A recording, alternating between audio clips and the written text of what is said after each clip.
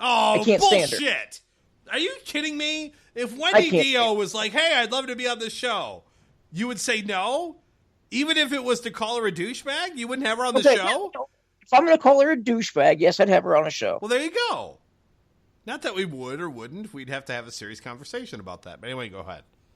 So anyway, asked if there was any hidden gems in the Ronnie archives. Wendy said, well, we just did the whole Decade of Dio box set, which they did.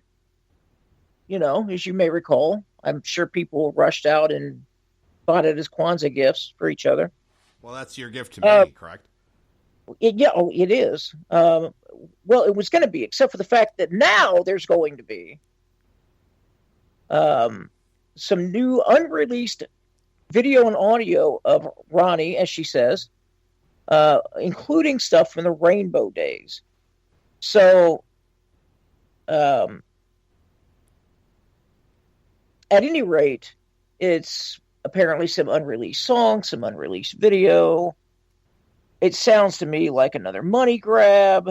I just let the man, just let him rest in peace, for Christ's sake. Well, enough with the box. Enough with the. No, I don't disagree with that, and I think you know what, Biv. Let me tell you, Biv. If you're on the fence as to what to get me for Kwanzaa, I would just say the Decade of Dio box set is fine. You don't have to wait for this one. Oh, all right. Okay, I'm okay with. I mean, I loved what he did with Rainbow and with Black Sabbath and whatnot. But you know what? The stuff he did as a solo artist is my favorite Dio stuff anyway. If I have a Decade of Dio, I'm fine. I did think it was funny that one of the comments on that story was it'd probably be stuff from the Dream Evil Forward because she doesn't want to give Vivian a dime. I think that's hilarious. No, it's probably true. Absolutely. It probably is. But anyway, to lighten things up a little bit, I want to kind of end with this on the news segment. Canadian police, speaking of Canada, we're going back there again. Canadian police threaten drunk drivers with Nickelback. I'm not making this up. I wish I were. Or actually, I don't wish I were. I think it's hilarious. But they threaten potential holiday drunk drivers by forcing them to listen to Nickelback in a squad car. Now, if that doesn't... In fact, that would make me want to drink. I was going to say, I've had a theory on Nickelback for a long time. This is the first time we've talked Nickelback on According to Metal, and hopefully the last. But I will say this, so many people are so quick to make fun of Nickelback. But yet, every time, Biv, back me up on this at least, every time Nickelback has a new album, it's by far and away the number one album in the world. So, if everyone says they suck, but yet they have the most popular album on the planet, somebody's lying. You know what I mean? See, this is how so it's really popular to say, oh, dude, those guys are the worst. I freaking can't stand bunch of radio rock top 40 BS. But deep down, they're listening to certain Nickelback tracks going, okay, I kind of like that song, dude. It's not so bad. So which one are you? You know what I mean? I'm not a Nickelback fan, but I'm not going to be one of those who proactively rips on them. They are what they are, whatever. That's fine. I don't really care. You have the box set. I know you do. I do. But you know what I mean? Just it's just the popular thing to make fun of Nickelback when it can't be one. It can't be both. You know what I mean? If everyone says they hate them, but yet they have the most popular album, then somebody's lying.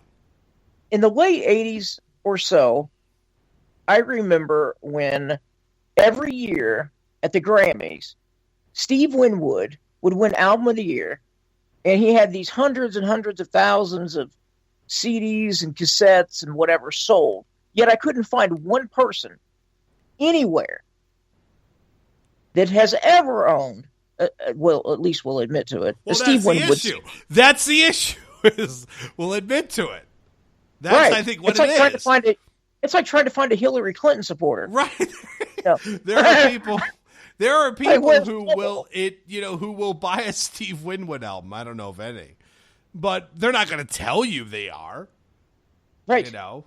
They'll just be on their own. They'll be like, listen to "That's Just the Way It Is" in their headphones, and no one will have to know. It'll work out great. I don't know exactly. Other Steve Winwood songs. What is it? Is that what else did he do? You know what? He probably has 30 songs we'd know if we heard them. Roll with it, baby. Wasn't that Steve Winwood? That was. There you go. I have 2 tracks. That's all I know. Yeah. Same thing with Michael Bolton, with Mike and the Mechanics. Oh my God. I know of. Yeah, that's never mind. We're gonna. This is according to metal, not according to shit. According to bad music. But anyway, so I just wanted to end with that. I thought it was a funny story. Now, since that article, it was my question. Has it been a deterrent or not? I mean, let's be real. This is Biv. I task you with a follow up on this several months from now. Well, apparently, there was some really bad press given to the Canadian, Mounties about this, and so now the officer who threatened people with Nickelback has now had to publicly apologize to Nickelback because he hurt their feelings. You just imagine getting pulled over and just getting thrown in a jail cell. Look at this photograph. Every now and then, he just cranks it up, and he just has circles around the police station. Hold on, wasn't Manuel Noriega in Panama in the 80s like drowned out by like one of the things the United States Army used was like Twisted Sister and like Rat and like. I'm serious. Am I right?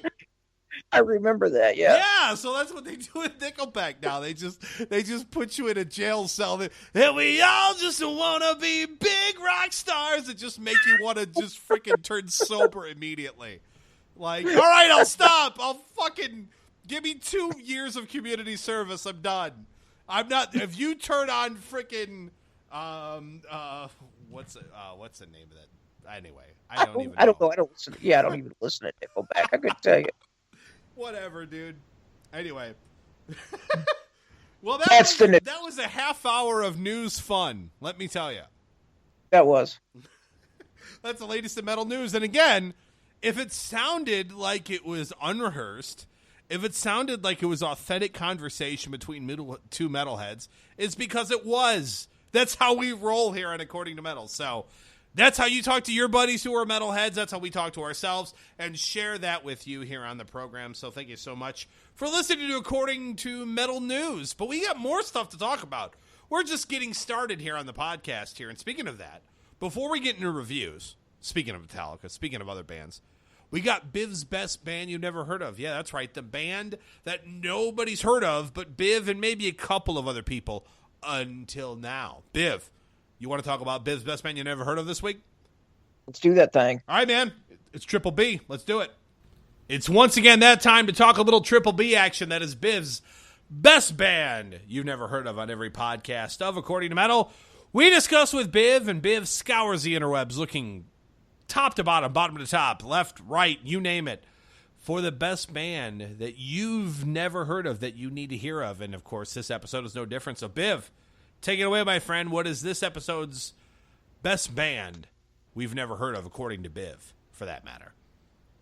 Well, it's a band that actually features Alice Cooper's bassist. The name of the band is Beasto Blanco, and it's definitely in that very hard rock or heavy metal sound. It's not anything extravagant. It's just balls in your face kind of hard rock and metal, which I absolutely love. And Chuck Garrick, who's the bassist for Alice Cooper, this is now their sophomore release. I did not get an opportunity to hear their first one. In fact, I didn't even know it existed. I happened to stumble across the song that we're going to play for you today called Death Rattle. That to me, it has a really good feel to it. It has a good hook, a good chorus, good guitar work, just all the way around. It's good stuff. I did get an opportunity to listen to their entire CD. If I went out and bought it just off the cuff, not knowing anything about it for, $13 or whatever, and brought it home, I would be very happy with that purchase. I really would. Wow. And that's one of the gauges that I kind of use when I review an album is if I pay $13 or $15 for this, like we did back in the old days, would I be happy with my purchase, or would it be one of those that I'd listen to 2-3 times and it'd go in my collection? I'd probably collect dust until I sold it back to a used CD store, sometime later. And in this case, I would be very happy with it. So, for fans of your traditional hard rock / heavy metal, I think this is going to be something you're going to want to listen to on Spotify or whatnot. And if you are the type of person who is buying music again, and sales say that they are coming back up a little bit again finally, then this might be an album for you to actually physically pick up. But the name of the band is Beasto Blanco. The name of the song is Death Rattle. We're going to play it for you now. Cool. Let's check it out, man. The only Death Rattle song I know of previous to this one is from Pantera off of Reinventing the Steel. If it's a cover, I'll be very interested. But anyway, this is Beasto Blanco, Death Rattle. Biv's best band you never heard of. Let's check it out.